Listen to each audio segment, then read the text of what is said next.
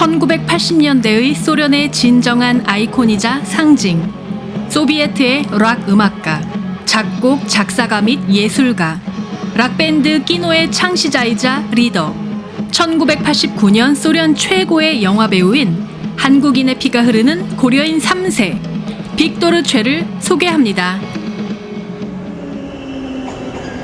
빅토르 최에 관한 전시가 있다고 해서 찾아가는 길인데요. 잠시 모스크바 지하철을 보실까요?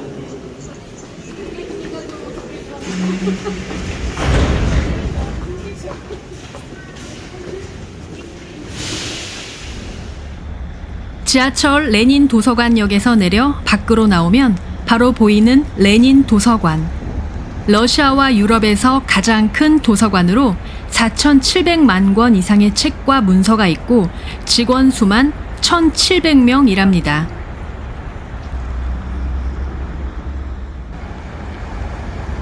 길을 건너면 바로 크레물인데요. 저곳의 지붕을 잘 봐주세요.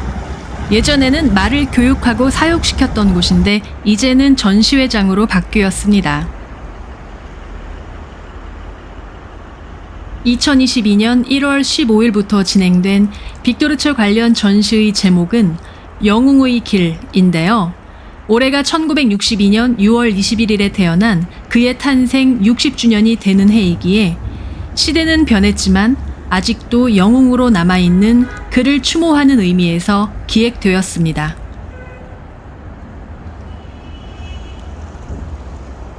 크렘을 정원을 지나 입구를 찾아 들어가니 안에 이렇게 넓은 공간이 있네요.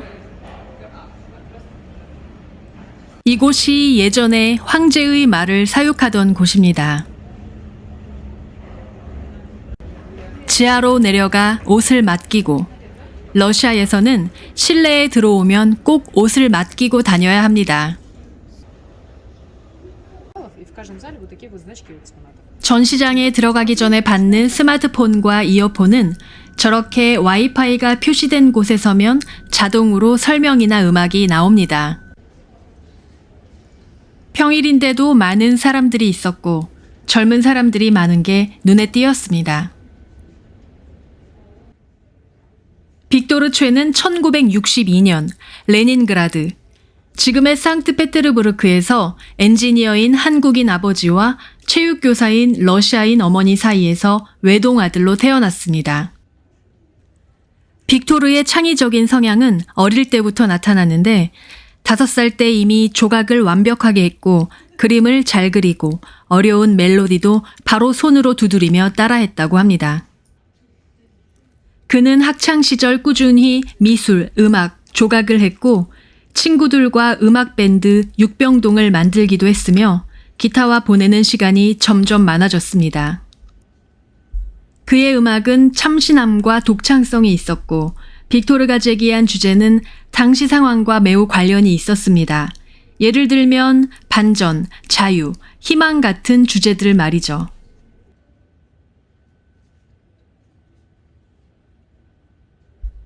어릴 적 액션 영화를 좋아했으며 가장 좋아하는 배우는 이소룡이었습니다.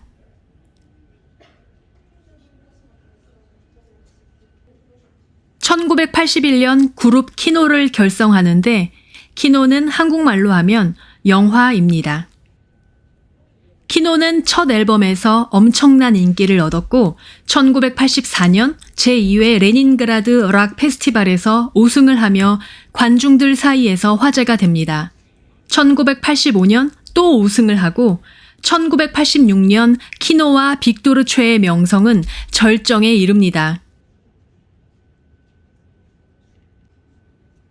그가 유명세를 얻기 전에 보일러공으로 일을 했던 걸 재현해 놓았네요.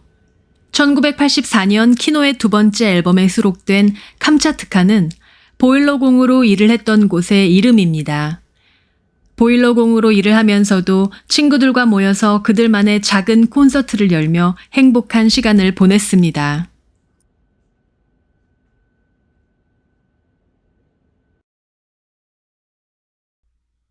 관람객들은 각자 이어폰으로 설명을 듣고 있기에 전시실은 굉장히 조용했고 와이파이 표시된 곳으로 다가가면 설명과 빅토르의 노래가 나와서 너무 편리했습니다.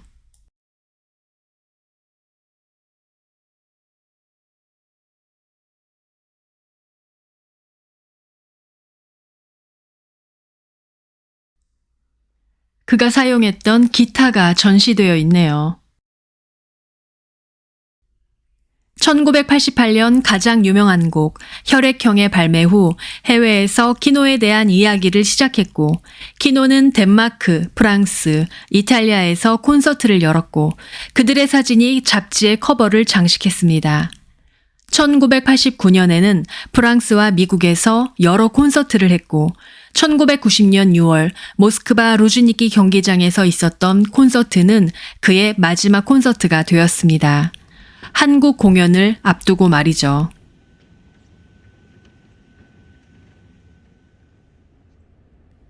빅토르는 여러 영화에도 출연했는데 1989년 개봉한 영화 이글라의 주인공을 맡아 박스오피스 1위, 소비에트 스크린 독자 선정 그의 최고의 배우로 뽑혔습니다. 영화 이글라가 썬댄스 영화제에 상영되고 키노의 공연이 끝난 후 빅토르는 미국과 일본 감독들로부터 많은 제안을 받았습니다. 1990년 9월에는 미국, 유럽, 일본에서 실무회의와 영화 오디션이 예정되어 있었습니다. 빅토르는 러시아의 이소룡이었군요. 이 무렵 빅토르는 진한 사랑에 빠져 있었는데 1987년 영화 아싸의 촬영을 위해 모스크바로 왔을 때 조감독 나탈리아 라즐로고바를 만납니다. 그녀는 외교관인 아버지를 따라서 프랑스에서 어린 시절을 보내고 언어학을 전공한 지적인 여성으로 언뜻 보기에는 빅토르체와 공통점이 없었지만 그는 그녀와 함께 있을 때는 외로움을 느끼지 않았다고 합니다. 빅토르의 법적인 유일한 아내인 마리안나 초이는 빅토르가 초창기 아파트 안에서 음악 파티를 할 때 만난 3살 연상의 이혼녀였습니다. 둘은 1984년 결혼을 하고 1년 후 아들 사샤를 낳았는데 사샤는 빅토르의 유일한 자녀입니다.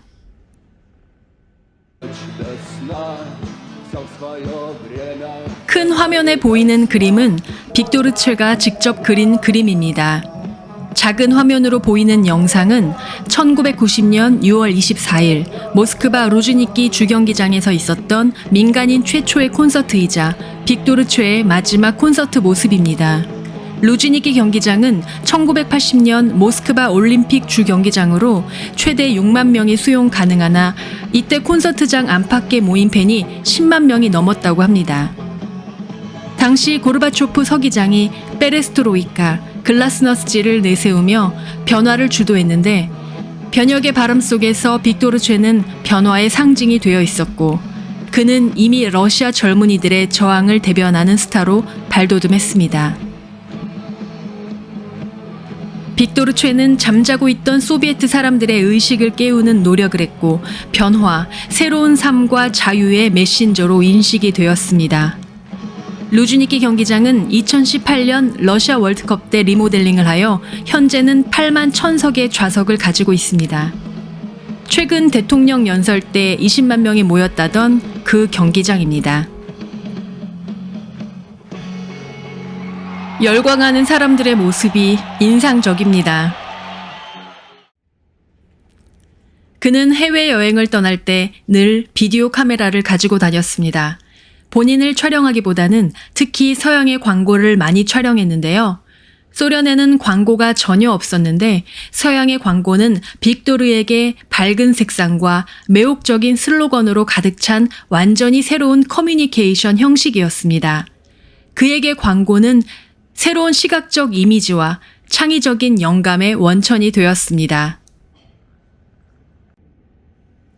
빅토르의 그림을 본 후 앤디 워홀이 사인을 해서 보내준 캠벨 스포켄이 신기했습니다. 엄마와 어린 딸이 같이 전시장을 찾은 모습이 인상적이었는데요. 어머니는 빅토르의 팬이었고 15살 딸도 빅토르를 안다고 합니다. 우리 한국인과 참 많이 닮았는데 모녀는 시베리아의 야쿠츠크 지역에서 왔답니다. 소녀는 한국어를 배우고 있고 본인이 가장 처음 본 한국 드라마는 힘센 여자 도봉순이고 가장 좋아하는 배우는 박보영이랍니다. Актриса. Пак Бо-Йон, наверное, который там играл. А он самый известный? Думаю, да. Хорошо. Вы ее любите? Да, люблю. Самый? Но не самый любимый исполнитель, но один из самых любимых. Это да. Ну тут уж кому, когда суждено, тот тогда и умрет. Вообще Цой — это голос поколения, как бы любой русский человек знает, ну, Виктора Цоя. Кто-то любит, кто-то не любит, но знают все.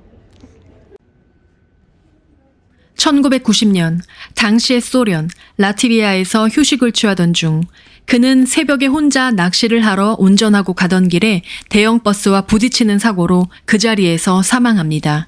공식적인 발표로는 빅토르의 졸음운전이라고 했지만 시골길에 왜 그 새벽 시간에 큰 버스가 지나갔으며 운전기사는 금방 조사를 마쳤고 조용히 숨어 살았는데 그의 죽음에 관해서는 여전히 미스테리로 남아 있습니다. 온 나라는 충격에 빠졌고 그를 따라서 일부 소녀들이 목숨을 끊었으며 1990년 8월 19일 레닌그라드 보고슬랍스키 묘지에 안장되는 날에는 수천 명의 팬들이 몰려들었습니다. 모스크바 아르바트 거리의 벽에는 팬들이 모여들어 그를 추모하기 시작했는데 현재 이 벽은 모스크바의 랜드마크가 되어 많은 관광객이 찾고 있습니다. 소련의 많은 도시에는 그를 추모하는 거리와 기념물들이 세워졌으며 그에 관한 책과 다큐멘터리 영화가 다수 만들어졌습니다. 28살의 생을 마감했지만 그가 남긴 메시지는 지금 이 시대를 살아가는 세상 사람들에게도 충분히 공감이 갑니다. 쪼이 쥐브, 초이는 살아있다 라고 아직도 사람들은 외칩니다.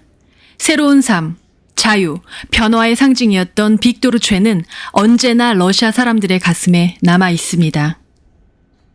Наконец-то что-то изменилось, наконец-то я не знаю, что это за перемены, но это что-то изменилось,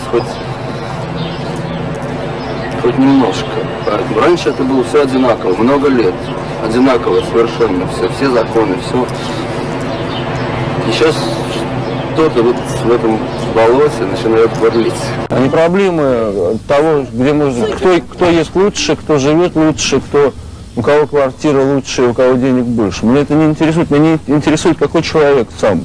Я просто пишу песни такие, которые мне нравятся. И, ну как-то вот так получается. Но я не работаю над песнями. Это для меня не работа, просто так получается. Я не знаю, я как-то вот начинаю что-то играть, потом начинаю что-то записывать, какие-то делать вечера.